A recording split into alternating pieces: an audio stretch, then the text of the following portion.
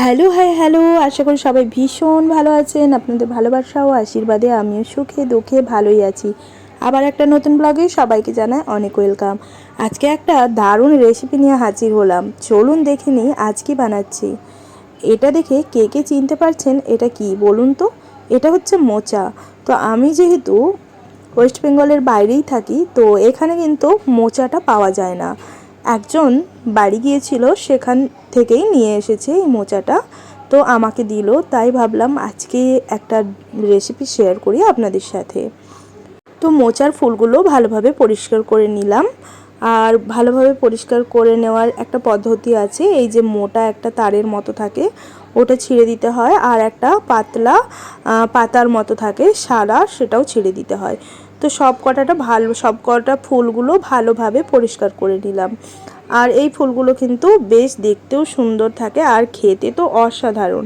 আর এতে কিন্তু খুবই খুবই প্রোটিন, ভিটামিন এবং আয়রন থাকে, যার জন্য কিন্তু আমাদের প্রত্যেকের শরীরের জন্যই কিন্তু খুবই উপকারী। ফুলগুলি আমি ভালোভাবে ছাড়িয়ে নেওয়ার পরে বটির সাহায্যে এভাবে মিহি করে কেটে নেব।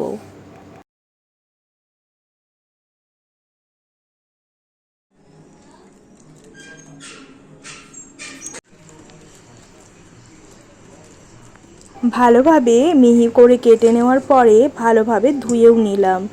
এরপর কড়াইতে নুন এবং হলুদ দিয়ে এটা একটু ভাপিয়ে নেব। আজকে বানাচ্ছি পুরাতন দিনের একটা রেসিপি, চিংড়ি মাছ দিয়ে মোচার ঘন্ট। কার কার পছন্দ সেটা কিন্তু কমেন্ট বক্সে অবশ্যই লিখবেন। সত্যি কথা বলতে ছোটোবেলায় এগুলো একদমই পছন্দ ছিল না, কিন্তু যখন এগুলো এখন পাই না, তখন এগুলোই খেতে কিন্তু সব থেকে বেশি ভালো লাগে। ভালোভাবে ভাপিয়ে নেওয়ার পরে আমি এটা ছেঁকে নিলাম। আর এখানে কড়াতে আমি অল্প পরিমাণ সর্ষের তেল অ্যাড করলাম। সর্ষের তেল গরম হয়ে গেলে চিংড়ি মাছগুলো ভেজে নেব। আর চিংড়ি মাছগুলো একটু আগে থেকেই হলুদ এবং লবণ দিয়ে ভালোভাবে মেখে রেখেছিলাম। আজকে একটু বড় চিংড়ি নিয়ে এসেছিলো, কিন্তু মোচার ঘন্টতে একটু ছোট চিংড়ি হলেই সব থেকে ভালো হয়। তো বাড়িতে যেহেতু যেই চিংড়ি ছিল সেই চিংড়ি দিয়েই মোচার ঘন্ট বানাতে হবে, তাই আর দেরি না করে বানিয়ে ফেললাম এই গলদা চিংড়ি দিয়েই মোচার ঘন্ট। কড়াইতে তেল গরম করে প্রথমে এই কিউব করে কেটে রাখা আলুগুলো ভেজে নেব। আলুগুলো ভাজা হয়ে যাওয়ার পরে আমি চিংড়ি মাছগুলোও ভেজে নেব। আমি এখানে পুরো রান্নাটাই সর্ষের তেলে করেছি। আপনারাও অবশ্যই সর্ষের তেলে রান্নাটা করবেন, দেখবেন দারুণ টেস্ট হয়।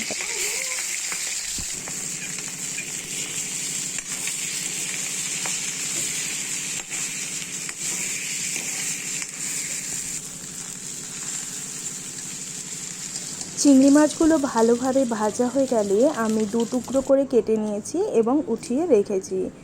এবার ওই ভেজে রাখা তেলেই দিয়ে দেব তেজপাতা, জিরে এবং শুকনো লঙ্কা।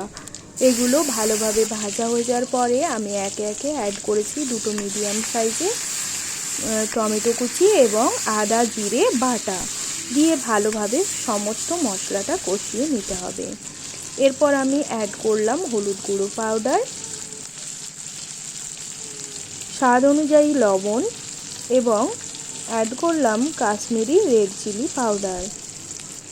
তারপর অ্যাড করলাম ভুনা হওয়া জিরা আর শুকনো লঙ্কার পাউডার দিয়ে অল্প একটু জল দিয়ে সমস্ত মশলাটা ভালোভাবে কষিয়ে নেব।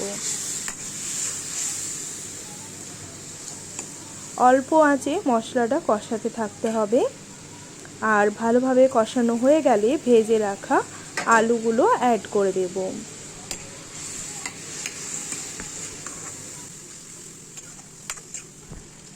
মশলা এবং আলুটা ভালোভাবে কষানো হয়ে গেলে অল্প একটু জল অ্যাড করব এবং আগে থেকে সেদ্ধ করে রাখা মোচাটা দিয়ে দেব। তারপর সমস্ত কিছুটা ভালোভাবে একসাথে মিশিয়ে ঢাকা চাপা করে কিছুক্ষণ সেদ্ধ করব। ভালোভাবে ফুটে উঠলে এবং জলটা বেশ শুকিয়ে শুকিয়ে গেলে আমি এখানে ভেজে রাখা চিংড়ি মাছগুলোও অ্যাড করে দেব। এটা খেতে কিন্তু অসাধারণ হয়েছিল, আপনারা অবশ্যই একবার হলেও ট্রাই করবেন। আর যারা এই রান্নাটা করে থাকেন তারা অবশ্যই কমেন্ট বক্সে কমেন্ট করে জানান আপনাদের কেমন লাগে এই চিংড়ি মাছ দিয়ে মোচার ঘন্ট খেতে। আরও কিছুক্ষণ ঢাকা চাপা দিলাম এবং দেখুন ঢাকাটা খুলে দেখলাম বেশ জলটা ভালোভাবেই শুকিয়ে গিয়েছে। তো এখানে আমি আলুটা ভালোভাবে এইভাবে ম্যাশ করে দেব হাতার সাহায্যে, আর ভালোভাবে সব কিছুটা মিশিয়ে অল্প একটু গরম মশলা অ্যাড করব। খুবই সহজে এই রেসিপিটা আপনারা বানিয়ে খেতে পারেন, আপনাদের পছন্দ হবেই আর আপনাদের বাড়ির সবারই খুব ভালো লাগবে। তো আজকের এই রেসিপিটা কেমন লাগলো সেটা অবশ্যই একটা কমেন্টের মাধ্যমে জানান।